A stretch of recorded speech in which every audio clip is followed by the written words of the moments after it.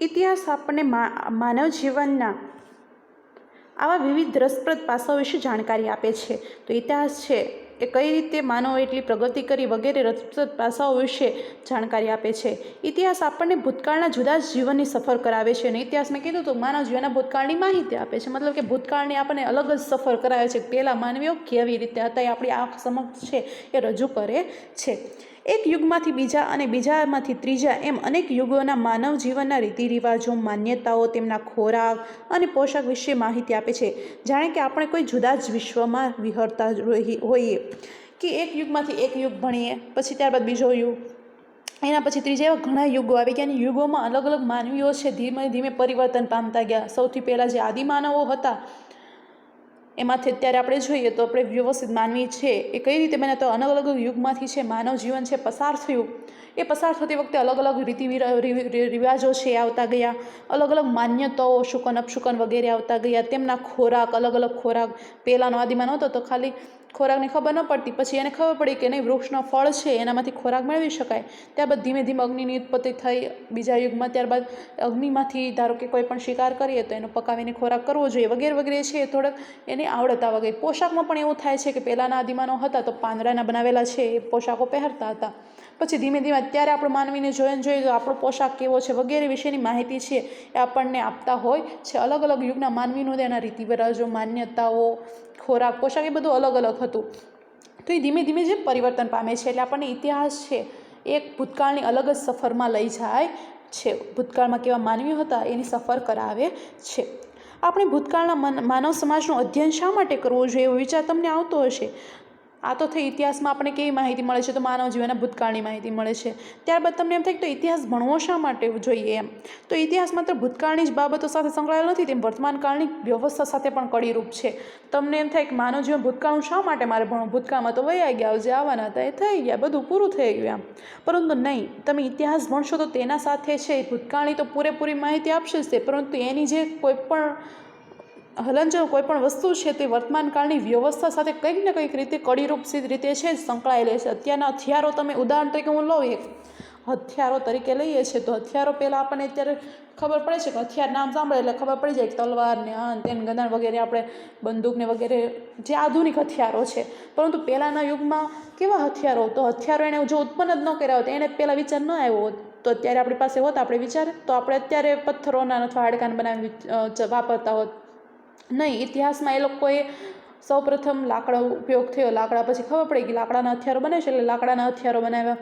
ત્યારબાદ હાડકાના કોઈ પણ પશુ મૃત્યુ પામ્યો તેના હાડકાનો છે એક હથિયાર તરીકે ઉપયોગ કરવામાં આવતો. ત્યારબાદ છે પથ્થરને ખબર પડી કે પથ્થર પણ ને વ્યવસ્થિત આકાર આપે તો એ હથિયાર તરીકે ઉપયોગ થાય. ત્યારબાદ ધીમે ધીમે એવા પરિવર્તનો આવતા ગયા ને અત્યારે હથિયારની છે આપણને વ્યવસ્થિત હથિયારો, આધુનિક હથિયારો આપણે વાપરીએ છીએ. તો મેઇન હથિયારની ઉત્પત્તિ જ ક્યાંથી થઈ હતી, તો એ ઇતિહાસમાંથી થઈ હતી. જો એ ન થાત તો એ વ્યવસ્થા અત્યારે વર્તમાન કાળમાં હોત નહીં. એટલે ઇતિહાસમાં કોઈ પણ બાબત થઈ છે તો એની કંઈક ને કંઈક અંશે છે એની કડી છે વર્તમાન કાળ સાથે જોડાયેલી છે. એટલા માટે તમારે ઇતિહાસ ભણવો જરૂરી છે. બીજી વાત કે પહેલાંના જમાનામાં ભોજપત્રને આપણે પાઠનું જ એક ઉદાહરણ લઈએ. પહેલાં પત્રો અથવા શિલાલેખો પર કોતરણી કરીને લખાણ લખવામાં આવતું હતું. હવે જો લખવાની શરૂઆત ન કરી હોત તો અત્યારે વર્તમાન કાળની એવી વ્યવસ્થા હોત નહીં. અત્યારે આધુનિક આપણે બધી વાપરીએ છીએ કે કોમ્પ્યુટરમાં ટાઈપિંગ કરીને અથવા તો કોઈ પણ કાગળ ઉપર લખીએ છીએ, પણ એ લખાણની શરૂઆત જ ઇતિહાસમાંથી થઈ હતી. ત્યારબાદ એમાં પરિવર્તનો, ટેકનોલોજીનો ઉપયોગ થઈને છે વર્તમાનમાં છે આપણે જાણી શકીએ છીએ. એટલા માટે જ કીધું છે કે ઇતિહાસ માત્ર ભૂતકાળની જ બાબતે સાથે સંકળાયેલ નથી, તે વર્તમાનની કોઈ પણ વસ્તુની વ્યવસ્થા સાથે પણ એક કડીરૂપ ભાગ ભજવે છે.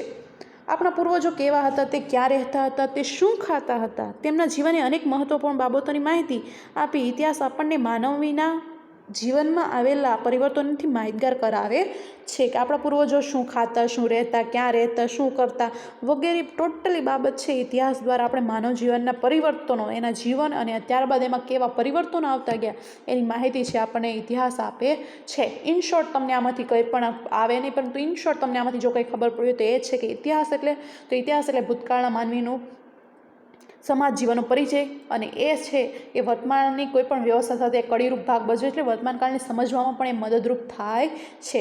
એટલું આપણે જાણી ગયા, એટલું આમાંથી યાદ રાખવાનું છે. ત્યારબાદ ઇતિહાસ જાણવાના સાધનો, સ્ત્રોત. ઇતિહાસ તો ખબર પડી ગઈ ભૂતકાળની બાબતો, પણ હવે ભૂતકાળનું કોઈ પણ વ્યક્તિ નથી, કોઈ કાંઈ છે નહીં, તો ખબર કઈ રીતે પડશે? એના સાધનો, સ્ત્રોતો કયા છે કે એના પરથી આપણે ભૂતકાળની માહિતી મળે. તો ચિંતન વર્તમાનપત્રમાં વાંચ્યું કે ગુજરાતના કચ્છમાં 4000 વર્ષ જૂનું શહેર મળી આવ્યું. તેને આશ્ચર્ય થયું. આપણે કેવી રીતે જાણી શકીએ કે આ શહેર 4000 વર્ષ જેટલું જૂનું છે? તે કોણે અને કેવી રીતે બાંધ્યું છે? ત્યાંના લોકો કેવા ખોરાક ખાતા હશે? કેવા કપડાં પહેરતા હશે? તો એક ઉદાહરણ દીધું છે કે ઇતિહાસ જાણવાના સ્ત્રોત. ચિંતન ન્યૂઝપેપર વાંચે છે ત્યારે વાંચો કે ગુજરાતના કચ્છમાં 4000 વર્ષ શહેર છે એ જૂનું મળી આવ્યું છે. તો એને આશ્ચર્ય થાય છે, મનમાં પ્રશ્નો ઉદ્ભવે છે કે આપણે કેવી રીતે જાણી શકીએ કે 4000 વર્ષ પહેલાંનું છે? તમે ફિક્સ કઈ રીતે કહી શકો કે 4000 વર્ષ પહેલાંનું જ છે? અને તે કોણે કેવી રીતે બાંધ્યું છે? ત્યાંના લોકો કેવા ખોરાક બંધ કરતા હોય, બધા કેવા કપડાં પહેરતા હતા વગેરે આપણને ખબર કઈ રીતે? ન્યૂઝપેપરની હેડલાઇન તો વાંચી 4000 વર્ષ, પણ ખબર કઈ રીતે પડી કે 4000 વર્ષ જૂનું છે? ત્યાં લોકો કેવા હતા, કોણે બાંધ્યું હતું વગેરે વગેરે. તો એ કેના પરથી ખબર પડે છે? તેવા સ્ત્રોતો છે, ઇતિહાસ જાણવાના સ્ત્રોતો, એના પરથી ખબર પડે છે. જે આપણે વિસ્તૃત હવેથી મેઇન પાર્ટ છે એની શરૂઆત થાય છે કે આપણે ઇતિહાસ કેવી રીતે જાણી શકીએ. તો ઇતિહાસ જાણવા માટે આપણે જુદા જુદા સાધનો છે. એ પૂછાય તમને વિકલ્પમાં કે વગેરે વગેરે મેં ઇતિહાસ જાણવાના સાધનો કયા કયા છે? તો આપણે નીચે તાળપત્રો, ભોજપત્ર, શિલાલેખો, અભિલેખો, સિક્કાઓ વગેરેની છે માહિતી દ્વારા આપણે ઇતિહાસ જાણવા માટેના જુદા જુદા સાધનો છે. આના મદદથી આપણે ઇતિહાસની માહિતી મેળવી શકાય છે. ધારો કે 4000 વર્ષ જૂનું છે, ખોદકામ દરમિયાન નીચેથી કચ્છમાંથી મળી આવ્યું છે, તો એમાં કોઈક એવા લખાણ હશે, એવા અભિલેખો હશે કે જેની માહિતી, જેની આપણે ભાષા ઉકેલીએ તો આપણને એની માહિતી છે કે મળી શકે છે. તો ઇતિહાસ જાણવાના સ્ત્રોતો છે, એમાં પહેલો સ્ત્રોત છે તાળપત્ર અને ભોજપત્ર. તમને પૂછાય કે ઇતિહાસ જાણવાના સ્ત્રોતોમાં કયા કયા આવે છે? તાળપત્ર અને ભોજપત્ર, અભિલેખો, શિલાલેખો, તામ્રપત્ર, સિક્કાઓ વગેરેનો સમાવેશ થાય છે. એમાં પહેલું આપણે જોઈએ તાળપત્ર અને ભોજપત્ર. પ્રાચીન સમયમાં માનવી લખવા માટે તાળપત્ર કે ભોજપત્રનો ઉપયોગ કરતો હતો, જેને આપણે હસ્તપત્ર કહીએ છીએ. કે પ્રાચીન સમયમાં, જૂના સમયમાં તમે જાઓ તો માનવી લખવા માટે તાળપત્ર અને ભોજપત્રનો ઉપયોગ કરતો હતો, જેને હસ્તપ્રત પણ કહેવાય છે. હસ્તપ્રત એટલે હાથ દ્વારા, હસ્ત એટલે હાથ અને પ્રત એટલે પત્ર આપણે કહીએ ને, તો હાથ દ્વારા લખાયેલો લખાણ પત્ર એને હસ્તપત્ર કહે છે, કે જે હાથ દ્વારા લખાય. તાળપત્ર અને ભોજપત્રમાં લખો તો એ હાથ દ્વારા લખાતા, એટલા માટે એને હસ્તપત્ર કહેવામાં આવ્યા. પૂછાય કે હસ્તપત્ર કોને કહેવાય છે? તો તાળપત્ર અને ભોજપત્રને હસ્તપત્ર કહેવાય છે. બંને પત્ર છે અલગ અલગ છે. કે તાળપત્ર એટલે તાળ વૃક્ષના પર્ણ પર લખાયેલી હસ્તપત્રો. તાળપત્ર એટલે તાળ નામનું વૃક્ષ છે એના પર્ણ, અંડરલાઈન કરજો. તાળપત્ર એટલે તાળ વૃક્ષના પર્ણ પર લખાયેલી હસ્તપત્રો. એનું તાળ વૃક્ષ છે એના પાંદડા ઉપર હાથથી લખવામાં આવતું લખાણ એને તાળપત્ર કહેવામાં આવે છે. અને ભોજપત્ર એટલે હિમાલયમાં થતા ભુર્જ નામના વૃક્ષોની પાતળી આંતરછાલ ઉપર લખાયેલો હસ્તપત્ર. અને ભોજપત્ર એટલે શું? તો એ પણ અંડરલાઈન કરજો કે હિમાલયમાં થતા ભુર્જ નામનું, હિમાલયમાં થાય છે ભુર્જ નામનું વૃક્ષ, તો વૃક્ષના પાતળી આંતરછાલ, તમે થડનો કટકો કરો ને અંદરથી જે આંતરછાલ નીકળે, પાતળી સ્તર, લેયર, તો ભુર્જ નામના વૃક્ષની પાતળી આંતરછાલ ઉપર લખવામાં આવતું હાથ દ્વારા લખાણ હસ્તપત્ર એટલે ભોજપત્ર કહેવાય છે.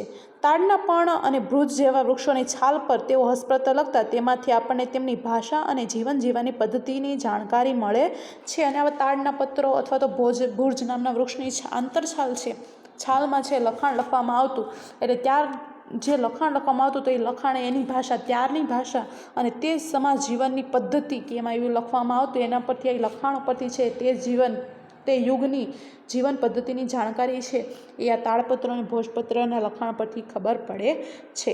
આવી અનેક હસ્તપત્રો મળી છે અને ઘણી ખનન પ્રક્રિયા કરી ત્યારે આવા જૂના શહેરો મળી આવ્યા. જો તો ઘણા કચ્છમાં છે, પછી લોથલ છે, ધોળાવીરા છે વગેરે જૂના આખા નગર મળી આવ્યા છે. તો આવા હસ્તપત્રો પણ મળી આવ્યા અને હસ્તપત્રો પરથી ખબર પડે કે ત્યારે કેવી ભાષા વપરાતી, કેવી જીવન પદ્ધતિ, બધું એમાં લખાણ લખેલું હતું. તો એને ઉકેલી તો એવી ખબર, માહિતી છે એ મળતી હતી. તાળપત્ર અને ભોજપત્ર પર લખેલી હસ્તપત્રોમાંથી ભારતના પ્રાચીન યુગના માનવી વિશે આપણને માહિતી મળે છે.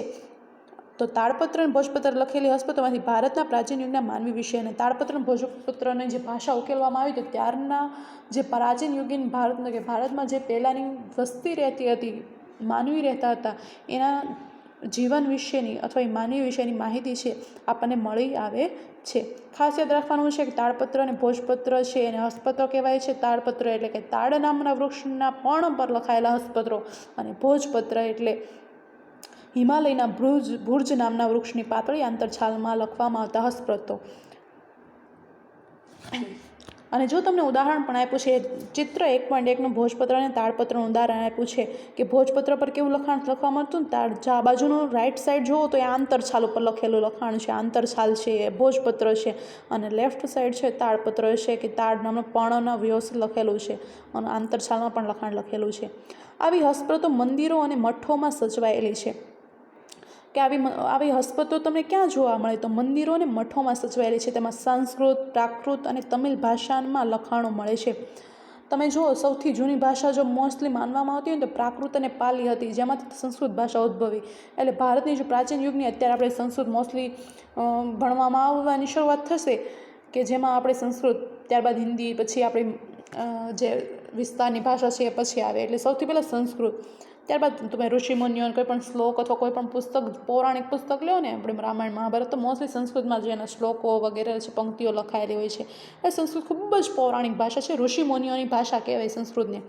તો એ સંસ્કૃત, પ્રાકૃત ભાષા, પ્રાકૃત ને પાલી ભાષા પણ એ સંસ્કૃતથી પણ જૂની છે. તો એ પ્રાકૃત ભાષા અને તમિલ ભાષા, દક્ષિણ ભારતમાં અત્યારે તમિલ, તેલુગુ, કન્નડ, મલયાલમ વગેરે 4-5 ભાષાઓ ઉપયોગ થાય છે, પણ સૌથી પહેલી જો ભાષા હોય ને એ વિસ્તારની તો એ છે તમિલ.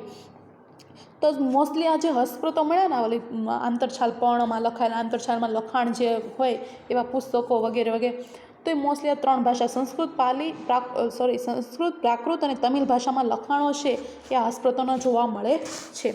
કવિતા, નાટકો, વાર્તાઓ અને મહાકાવ્યો પણ તાડપત્ર અને ભોજપત્ર પર મળી આવ્યા છે. અને તે હસ્તપ્રતો પર શું, ભોજપત્ર પર શું લખવામાં આવેલું હતું તો કવિતાઓ હતા, નાટકો હતા, વાર્તાઓ, મહાકાવ્યો વગેરે છે એ આ ભોજપત્ર પર મળી આવ્યા છે. તે પોથી સ્વરૂપે પણ સચવાયેલા છે. પહેલાંના આપણને સંસ્કૃતનો કોઈ પણ ગ્રંથ જૂનો મળ્યો હોય તો આવી પોથી સ્વરૂપે એકબીજાના એક પર્ણ અને પર્ણની સુકાયેલા પર્ણ હોય ને એમાં લખેલ આંતરછાલમાં એવો આમ પોથી સ્વરૂપે સચવાયેલા મળે છે. જેમાં શું હોય છે તો કવિતાઓ, કાવ્યો, નાટકો છે, તરજીવનની સમાજ રચના, કોઈ પણ રાજાનું લેખન પણ એમાં લખાયેલું હોય વગેરે છે એ લખેલું હોય છે અને પોથી સ્વરૂપે સચવાયેલું હોય છે. જેમાં ધાર્મિક રીતિ રિવાજો, સામાજિક માન્યતાઓ, રાજાઓની જીવનશૈલી, વિજ્ઞાન, શિક્ષણ, દવાઓ, પ્રાણીઓ વિશે મોટા પ્રમાણમાં માહિતી મળે છે. કે જેમાં શું મળે છે તો ધાર્મિક રીતિ રિવાજો, તેમાં ધર્મના બાબતે કેવા કર્મકાંડની ક્રિયા વગેરે વગેરે ધાર્મિક રીતિ રિવાજો હતા. સામાજિક માન્યતાઓ, કેવી માન્યતાઓ હતી પહેલાંના સમયમાં વગેરે. રાજાઓની જીવનશૈલી, રાજાઓ કેવું જીવન જીવતા હતા. વિજ્ઞાનની કે ત્યારે કેવું વિજ્ઞાનનું અભ્યાસ થતો હતો. શિક્ષણ કેવું હતું ત્યારનું, કેમ કે મોસ્ટલી તમે જુઓ ચાણક્યના સમયમાં જુઓ તો શિક્ષણ છે, વિદ્યાપીઠો હતો તેનામાં આવી પોથીઓ જતી, તો એ શિક્ષણ, દવાઓ છે, વૈદ્ય કહેવાય છે, વૈદ્ય છે પોતાની પોથીઓ સ્વરૂપે છે એ જ્ઞાન એમાં સાચવીને રાખતો. અને આયુર્વેદિક રીતે છે એ કોઈ પણ રોગનો છે ઈલાજ કરવામાં આવતો હતો. આવી દવાઓ, પ્રાણીઓ વિશે મોટા પ્રમાણમાં માહિતી મળે છે. શેમાંથી માહિતી મળે છે? આવી બધી ધાર્મિક માન્યતાઓ, રીતિ રિવાજો કેવા હતા, કેવા હતા વગેરે, જીવનશૈલી, વિજ્ઞાન, શિક્ષણ, દવા વગેરે માહિતી છે આવા હસ્તપ્રતો કયા તો તાડપત્ર અને ભોજપત્ર પરથી આપણને આવી માહિતી મળે છે. આ થયું આપણા 2 હસ્તપત્રો, તાડપત્ર અને ભોજપત્ર, કે તેમાંથી કેવી માહિતી મળતી અને તે હસ્તપ્રતો કયા વૃક્ષમાંથી વગેરે લખાણ છે મળતું અને કેવી એની માહિતી છે આપણે મળતી, એટલો અભ્યાસ આપણે કર્યો. હવે નેક્સ્ટ આવશે અભિલેખો.